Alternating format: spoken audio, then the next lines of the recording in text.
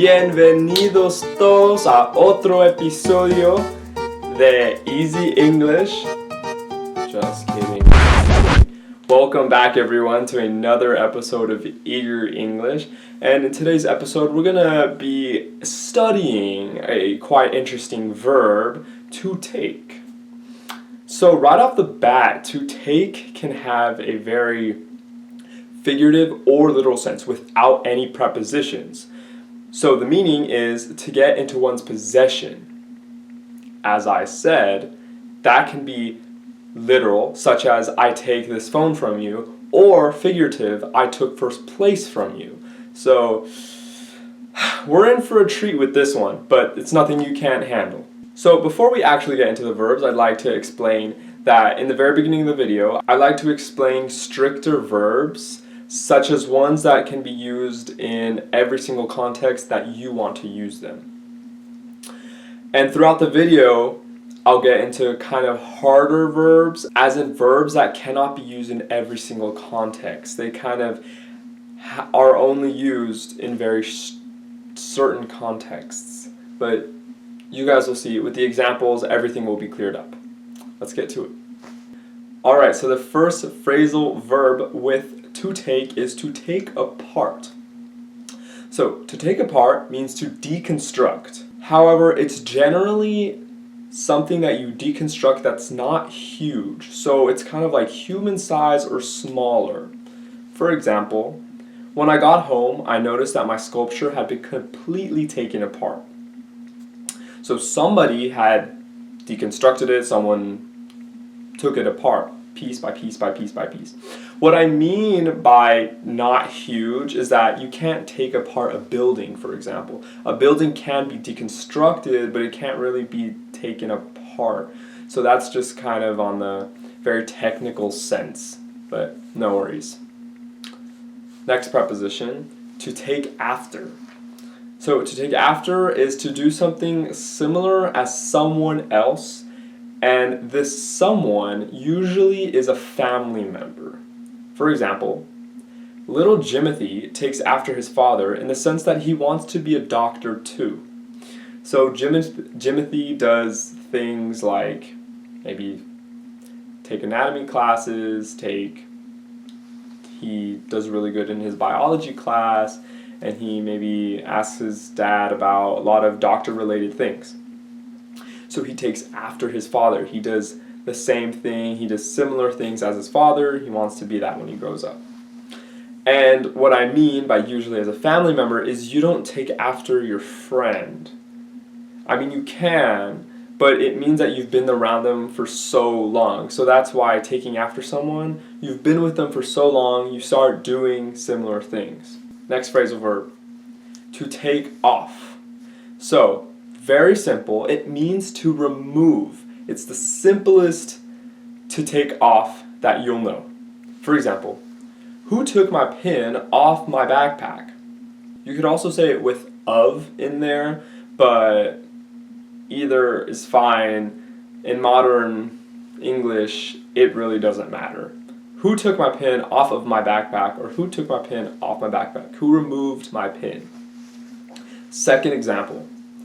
In order to get into the pool, they took off the unnecessary clothes. So pretty simple. They removed the clothes, they undressed what wasn't needed to get into the pool. The second definition for to take off is when a plane leaves the ground. Now, it's really hard to say this otherwise. When a plane leaves the ground, 100% of the time will a English speaker say the plane took off. We'll never say it leaves the ground. Like, there's only one way to describe that action. For example, the plane was ready to take off as soon as it could. Next phrasal verb, to take on, or more specifically, to take something on. Now, disclaimer, this has a ton of definitions. To take on, you will never really know all of the definitions, and that's not a blow to you guys, that's also to English speakers. I honestly don't understand the usage of to take on. But there is one definition that is for sure very specific, and you can use this whenever you want, and everybody knows what this means. So I'm going to give you the very most straightforward definition of to take on. So this is synonymous to undertake something. The example: the teacher felt like the students could take on another project, so she gave them another one. So to undertake, to do, to kind of like be challenged to do something else. Like undertake, to take on means to be challenged. So bonus explanation, I guess, to take on the famous song, Take On Me. You know, there are a lot of possibilities of what that means. Don't ask me because I don't know. It doesn't make sense. I actually never knew what that meant. So, next phrasal verb, to take out. So there's two definitions for this one. It means to remove something. What's the difference though between to take off and to take out? To take out means that originally the thing that you're taking out was in something. So I'm taking this out. If I'm taking something off, it means it was on something. So take off, take out. For example, oh shoot, I forgot to take my clothes out of the dryer. So the clothes were obviously in the dryer. I couldn't take them off the dryer. If I took them off the dryer, that means that they were on the dryer and not in the dryer. So that's the difference, but both of them mean to remove. Second example, I hate taking the trash out. So this is a chore that you do, and there's only one way you can say it: take the trash out. I hate taking the trash out. The second definition is figurative, and it means to date someone or to go out with someone. Another phrasal verb. For example, he wanted to take her out but could never find the chance to do it. So he wanted to date her. He wanted to take her somewhere, take her out. Implies going to a restaurant, going to the mall, going to the movies. But he could never do it. The next phrasal verb, to take over. So there's only one definition, very straightforward. It means to conquer. For example, the barbarians tried to take over our base. So this example is very video game context related. So the barbarians tried to colonize, tried to conquer our base, tried to take it from our possession. The second example, the virus took over my computer. So the virus conquered my computer. I have no control over it anymore. Next phrasal verb, to take back. So there's two definitions for this one, and the first one is very simple. It means to return something. So for example, take your broken watch back before it's too late and they don't accept returns. So taking something back means returning it, and it obviously implies the store. Take it back to the store. The second definition means to apologize for something. So this is kind of where it's a little more confusing. For example, take back what you said. That wasn't nice. This connotates something very bad, very mean. You said something mean, take it back, apologize, say sorry. It's a very native way of saying say sorry. Next phrasal verb, to take down. So to take down can mean to remove something, but not in the previous senses. For example, I'll need to take down my decorations before I leave. So remove my decorations, it means they're up somewhere, it's at a higher level, and I'm taking it down. You take down decorations, you take down maybe plates from a shelf, you take down anything from a shelf. That's what that means. The second definition for to take down is to beat someone. Usually in a game, but it can be any sense of a game or related topics. For example, If we can't take them down in 10 minutes, we lose. So you might be thinking, what's the difference between take over and take down, right? Because if we can't conquer them in 10 minutes, we lose. That's similar to take over, right? Well, yes, but take down is much more in a video game, much more in like competition. Take over is you have all control. Take down is you just win. It's as simple as to beat someone means you win. The last phrasal verb is to take up. To take up just has one definition, but the reason it has 5 stars is because it can be used in so many contexts that you might not think that it's used for this, while you can use it for this. The definition is to be used to the max. So basically there's no more space. For example, there was nowhere I could sit. The place was entirely taken up. So there were people everywhere. It was at its max capacity. That's what that means. Taken up, which means everywhere is taken. It was taken up 100% max capacity. The second example is this application is so large that it took up all my storage. So again, very similar to the last one, but see, it's a very, very different context. So the application is so big that my storage reached its max capacity with it. So it took it all up, took all my storage up. Exercises time. All right, let's get to some exercises. So here they are. I'll give you some seconds. Take your time.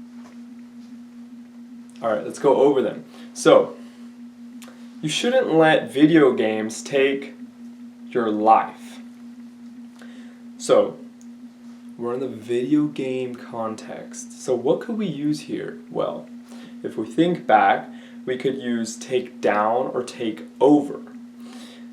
But in this context, it's to take over. It means to conquer. There's no winning or losing. It's you shouldn't let video games take over your life.